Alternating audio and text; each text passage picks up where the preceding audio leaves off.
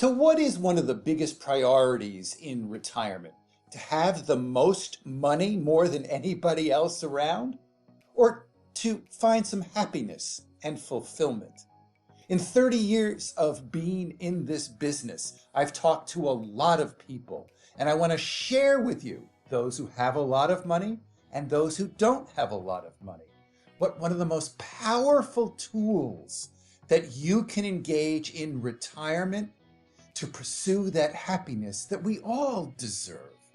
But before we get there, hit the subscribe button, hit the notification bell. As I say, I have over 30 years in this industry. I do want to share with you some of the conversations that we have with our clients so that you can maximize the joy of the retirement journey for yourself. So I've said it on this channel many, many times. I think this industry has done a lousy job of setting you up for the retirement that you deserve. Because so much of the messaging is all about the Benjamins, right? The more money we accumulate, the better our retirement will be. And I'm here to tell you, with the hundreds of conversations that I've had over the years, that is not necessarily true. We all know people who have lots of money and are not happy. And we know people who don't have a lot of money who are happy. And again, I want to share with you from my perspective what I think one of the most powerful tools for you to pursue your retirement is. Now, we do work with people who are transitioning into retirement, and one of my clients who has more money than he'll ever spend is really struggling 3 years after he retired to find some purpose, to find some real joy and happiness. And I'm not sure, to be honest with you, whether or not he'll really find it. On the other hand, I have a client who retired a number of years ago. Doesn't really have a lot of money per se, but boy, he is just maxing out his joy and happiness. He tells me all the time, he doesn't know how, when he was working, how he had enough time to work. Because he's filled his life with so much right now, and it really is very rewarding for him. So what is the difference? As I say, it's not what the industry has been telling you for all these years. I want to provide for you, from my perspective, what I have seen. And I think what the answer is. Now, one of the issues that I see as people transition into retirement and all of a sudden have, if you will, sort of lost that drive, that identity, that structure in life where it was fulfilling them on a day-to-day basis, and now they've got not a lot except a lot of money. Some people end up with what we would call shopping their way to happiness. What I mean by that is they buy the bigger, much more expensive European car.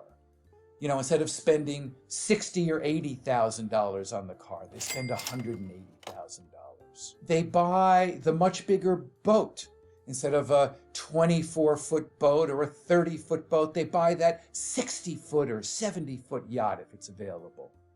And somehow, for some, they believe that this will equate to more happiness.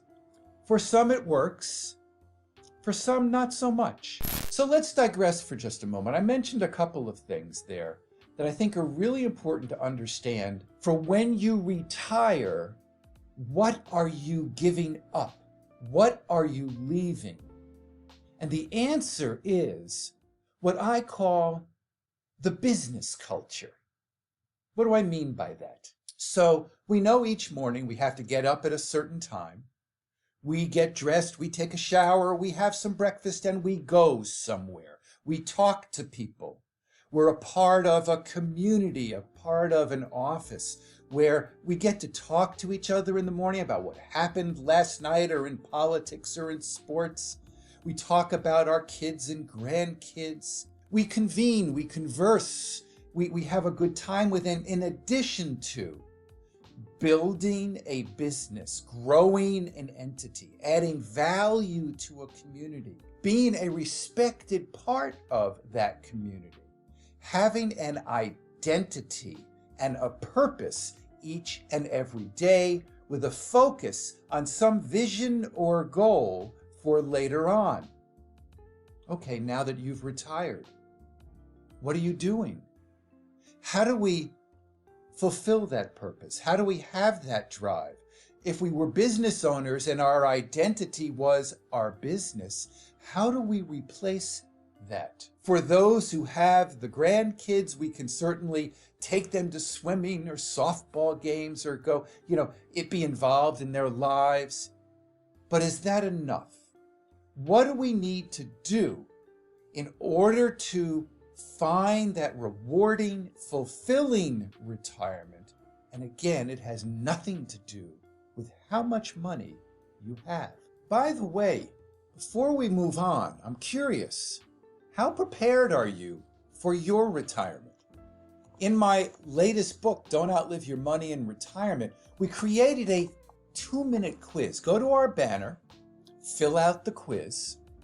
I'll make sure that I score it for you in which of the 3 retirement preparedness stages you are in. I'll get you a free chapter of the book and a couple of worksheets to provide some clarity so you know whether or not you're on track to pursue your retirement goals. So I want to go back to the business culture because I think it's really important, and I want to share with you a story of a client of mine to give you a little bit more insight in terms of the planning and the emotions attached with the transition into retirement. So Jean was a client of mine. She had worked for an organization for, I think it was almost 40 years. She was 58 years old. So you do the math, it was her only job. And she'd gotten to the point where she was eligible to maximize her pension. So she came in to refine the numbers for her retirement roadmap, and we found out that based on the numbers, she was all set. She could retire, and the task that I sent her home with was to go to HR and put in her papers, and that we would meet a month later. She comes in, and a month later, she sits down, and I'm ready for this glorious celebration of a meeting, and she sits down and starts crying. And what she's realizing is that she had been a part of this business culture. She was a very respected part of the community, and she was having trouble, in essence, divorcing herself from that, because that was her second home. What was she going to do with the rest of her life? For Jean, she decided that she was going to take another 2 or 3 years to sort of slowly transition out. That was her answer. And I'm going to share with you what I think is the big reveal here in terms of how to set yourself up and understand and put in place a system and a process to take care of the emotional transition that you're going to face when you go into retirement and lose the business culture. I think what you have to do is really do a heck of a job on what I would call time management. Or if you would put it in a different way, structure. Because I think it's the structure that allows us to get up in the morning. We have a place to go to, a vision for the day, the week, the month. We have goals for the next year, 3 years, 5 years. That's how you run a business. That's how you're part of a business community. And it may take some a long time to figure out how to put together the structure, how to organize their day. For some, by the way, and I have one client, and he has more money than he's ever going to spend, and his only goal is to sit on the beach in Naples, Florida, every single day. He wanted to take himself out of the very, very busy business culture that he was in for many, many years, and said he'd had enough. For some, that works. They don't have to do anything. But for others, find some structure, find some purpose. Are we going to get adult education classes, spend time with the grandkids, volunteer, play golf, travel, garden, whatever it is? Don't just let the days go by in the course of your calendar, today I'm going to garden. Tomorrow I'm taking the grandkids to swimming. The next day I'm going to volunteer. Whatever it is. The day after that I'm going to have lunch with my wife. Whatever the items are, structure it in such a way that the hours just don't idle on by.